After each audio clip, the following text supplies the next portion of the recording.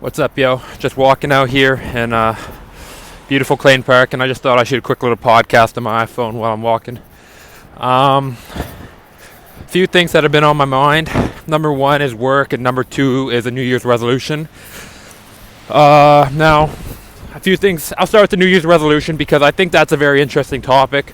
A lot of people get into how, New Year's isn't a good time to, don't wait until New Year's to set your New Year's resolution, or if you're living a shit life and you're on December 24th, 25, 26, and you're okay, New Year's I'm gonna start working out, and you haven't started working out. Sorry, I'm just a little out of breath. Whew, I just got the flu shot. Here comes the bus driving by me. I was supposed to catch that one. That's okay. Actually, I didn't need to catch that one. It's going the wrong way. Never mind.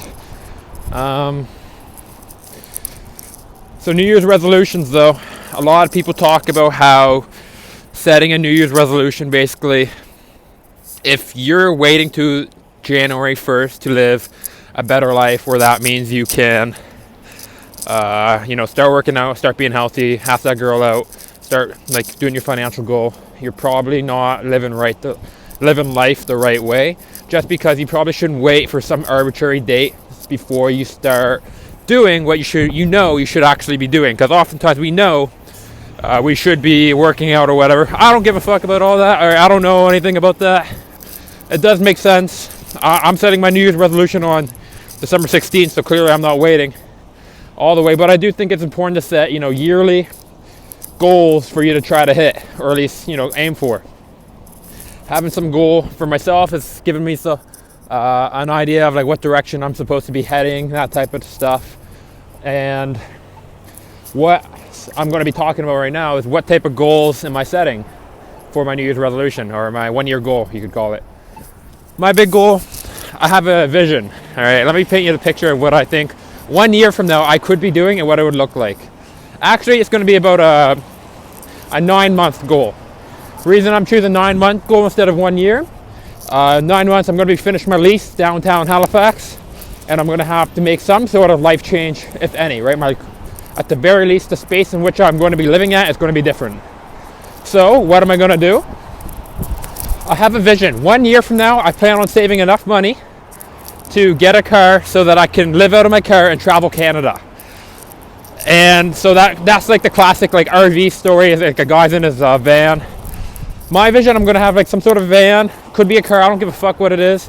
I have a sleeping bag in the back, have some Wi-Fi on board, travel Canada, and explore North America, all of North America. Maybe not Mexico or the southern parts, but United States and Canada. What else here though? During my travels, I'm going to be going from small town to small town, big city to big city, just tasting all the cities, because 1 year from now, maybe it could be a lot longer, but I'm just going to be looking for a place where I can kind of stay, a place where I can live for the rest of my life type of deal, just because I do see the value, or I do have some sort of desire to have a home base where I'm not consistently living like a nomad. I'm probably a little bit more of a stop and go type of guy. So I don't know, maybe it's going to be Vancouver. I'm going to test Vancouver out. I'm going to go there and travel it the next year, Maybe that's somewhere in the States. I'm going to go to the States next year and try it out. Maybe that's small town in the middle of bumfuck nowhere up in North Nunavut. I don't know, maybe I'll go there. But that's my plan, is to kind of test out all the different cities so I can kind of choose one that I like the most. I don't think where I'm currently located in Halifax, Nova Scotia is going to be my final choice. And then I'm going to make this practical now. So I'm traveling the world, but Matt, how do you fund that? How do you live a good life? Well, good question. I'm glad you asked. I thought of this as well. My goal is to find a way to provide some sort of service to online businesses that I can create a residual income from, and I can create multiple streams of income. Big goal. How do you do that? All right. Right now I'm doing marketing for one company. My goal is to perform this year is my testing year.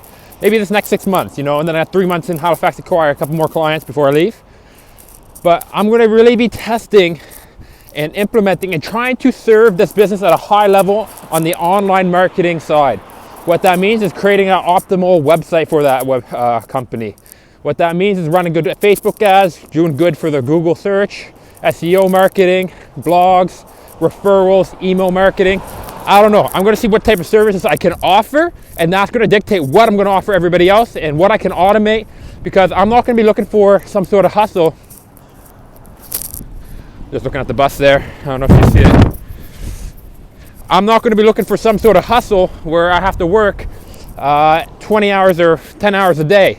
My goal is to work a consistent 3 dedicated hours every day, whether that's learning about how I'm going to serve the business at a higher level, or doing whatever I have to do.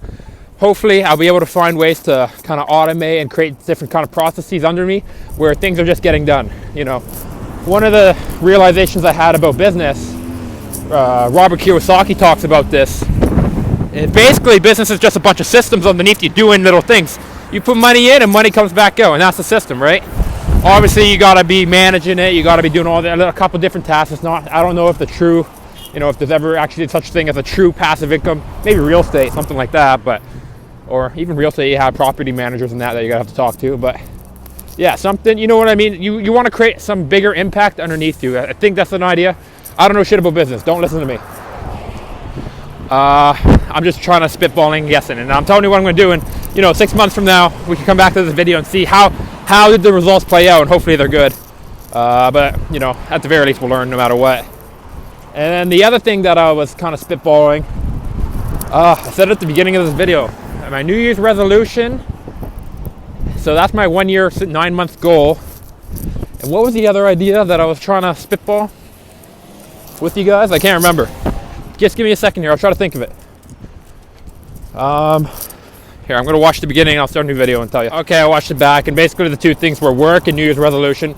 So in terms of work, I kind of touched base on that kind of heavily. My New Year's resolution was basically just travel to Canada for the next year, in 1 year from now, put myself in a position. My New Year's resolution was basically put myself in a position so that 1 year I am able to leave, go travel Canada in a van, basically live in a van, and go kind of test out all the different cities so I can explore where I want to live when I grow up, or at least taste the world a little bit right now, so I can make a more informed decision later on, be more aware of the world. Step 1 of the 67 steps is to become very aware and knowledgeable of what's actually happening. Kind of relates to what Jordan Peterson talks about too, where he says, how do you acquire wisdom? Acquire a lot of knowledge. That just makes sense. If you know what all the different alternatives are, you're probably going to be able to make a better decision. In business, we learned this. We learned that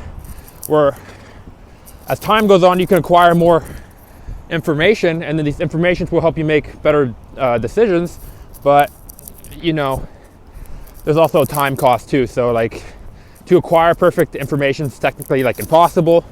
And then as time goes on, a decision that could have been made in the past isn't being made now. So now you're just, it's just there's an equal balance. There's an equilibrium of time and decision-making speed. Anyways, the other thing I was going to talk about was my work. I think you got to be practical in terms of money. Realistically speaking, the dream would be that you make money just by fucking living, and I don't know, money like UBI, some sort of universal basic income. I don't know if that's a good government policy, but that idea, if you just had money coming in and you were just living, you'd probably be pretty chilling. I would be, if I just had money, I was chilling. I would do whatever I wanted. When you're first starting out, it seems like, to me at least, I gotta look for the bus here.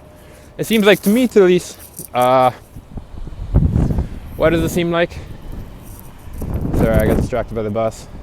I just sold my car. My car was giving me a lot of back pain, so I sold it so I could no longer have back pain from taking the car, and I don't really have to travel that often. I was just at the doctor's getting the flu shot this morning. I don't know if the flu shot is good or not, but that's where I'm out here traveling. Beautiful Nova Scotia, you can see. Wow. You got to be practical with your work. I believe that if I put a dedicated 20 hours a week into my sort of job, creating that residual, I could do it. And the way I'm going to do that, and I'm going to tell you exactly what I'm going to try to do. So literally, anybody that's watching this could literally do this, because I literally told you I'm only doing 3 hours. So if you put 40 hours a week into the exact plan that I'm going to say I'm going to do, either it won't work because my plan's flawed, or you'll beat me. But I'm giving it to you for free either way. Now, what is my plan? Basically, look up, how to make a website. I can make websites on ClickFunnels. I'll make a website for a business. If you go online right now and you look at websites, a lot of these websites for local small businesses were coded in HTML. They're looking like shit. So that's something super easy, neat I can fix. Get them search engine rankings going. That's something a lot of business owners just don't even know what the fuck to do. But yeah, you can look that up on Google pretty easily. Facebook ads, all these little different kind of online services, email marketing, getting little touch points with the referrals. I did a business degree. I wouldn't consider business to be the most useful. I don't know. It's business school is just kind of whatever. It was. I will say this: business schools, you take from it what you put into it. There's like a lot of good concepts in there that I learned, but I could see a lot of people weren't really. Oh, there's my bus. I gotta go run to there. Okay, that's the end of the podcast. A lot of people weren't taking what they should have from the podcast. Okay, well, bye. I hope they're not leaving. Bye-bye.